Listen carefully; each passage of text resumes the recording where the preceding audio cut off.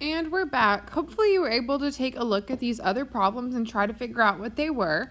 So just really quickly going through these, I can tell that this one is an outsider. This one underneath it is a crisscross.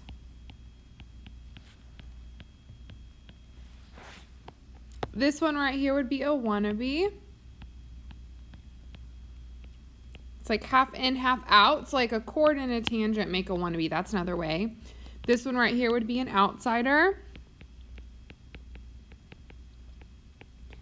This one's really hard. It kind of looks like an inscribed angle at first, but if I notice, I do have a crisscross in there. So this would be a crisscross. And that one's really difficult unless you're looking very closely. And then this one over here would be a wannabe.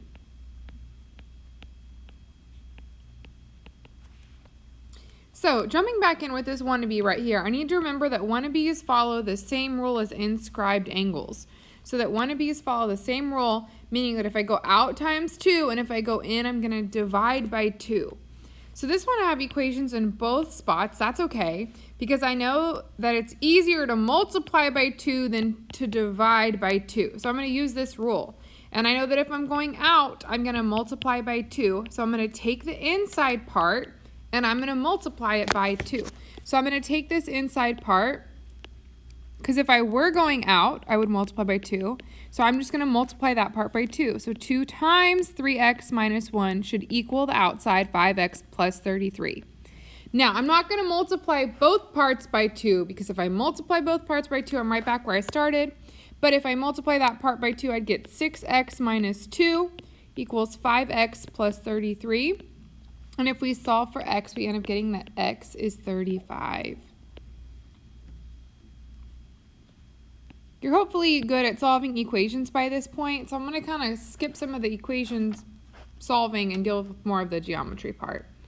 Okay, so back up here at this outsider. Now remember the rule with outsiders. If I go back, look at my formula chart, I need to subtract the arcs and divide by 2, and that tells me the angle. So if I go back here, I'm going to subtract the arcs. So I know that one arc is 180, and I know that the other arc is x. So it doesn't matter like really where x is, I'm still going to follow that process, because before x was over, it was actually like on the outside. It doesn't matter. I'm still going to subtract the arcs, divide by 2, and that's going to equal the outsider. So if I subtract the arcs, that would be 180 is one arc minus x, divide it by 2, and it equals the outsider, which would be 38 degrees. So I'm still following the outsider process of subtracting the arcs, dividing by 2, and that equals 38. So now to solve this, I'm going to go backwards. So I'm going to multiply both sides by 2. So now I have 180 minus x equals 76. And then I'm going backwards, so subtracting 180. So now I have that negative x equals, well, 76 minus 180 would be negative 104. So that would make positive x equal positive 104. That's it. So once you've really just figured out what you're dealing with, whether it's an outsider, a crisscross, or an inscribed, or a wannabe, or whatever it is, pretty much set it up and then just solve from there. So this one we have a crisscross, and if I go back and look at the crisscross rules, remember you don't have to memorize them, you have them. I need to add the arcs and divide by 2, and that's going to tell me the angle. That's going to tell me the crisscross. So if I look at the arcs, so I have 105 on one arc, and I have x on another arc. So now I'm going to add those arcs together. So I'm going to do x plus 105 or 105 plus x. Same thing either way. Divide it by 2, and that's going to equal that angle that went inside the crisscross, so 115. And now I'm just going to go backwards. So multiply both sides by 2. So x plus 105 would equal 115 times 2 would be 230. And then from there, just subtract 105.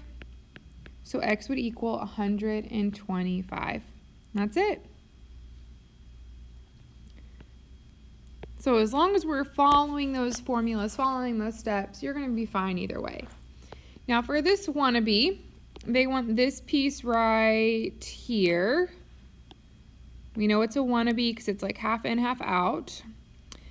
And remember the rules of a wannabe are if we're going in, divide by 2. Same as inscribed. We're going out times 2. But I don't know that angle right there. So I actually have a few options for this wannabe. Because if this is a line and that's 96, well, I could just subtract 180 minus 96, and that would tell me that this piece over here is 84. And then remember, going out times 2, so 84 times 2 would be 168. That's it. Now, some people look at this problem a different way. Let's pretend we didn't have 84 and we didn't know that part. They like to start with what we have, which is the 96 going to this arc. So if we're going out, I could do 96 times 2, and that would tell me that that arc is 192. But that arc is not the one I'm trying to find. I'm trying to find this one. And if we think of a full circle is 360, well, 360 minus the yellow arc, 192, would give us 168. So either way, we're going to get the answer same way. Now, this outsider is a little bit off because we're missing this arc right here. This is one of the trickier problems. If you're ever missing an arc, we'll typically subtract from 360. So to find that one, that'd be 360 minus x, but that's not one that we're going to worry about today.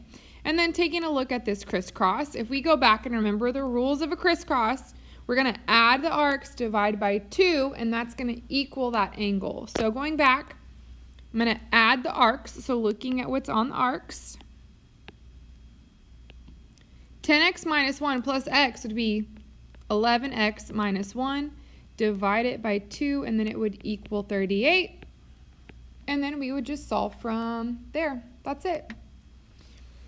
So we're not going to worry about this word problem down here, but hopefully you have a good understanding of how to determine if it's a wannabe, outsider, crisscross, inscribed angle, and then using those formulas, using those little tricks from your formula chart to solve. That's it for today. Good luck with your practice.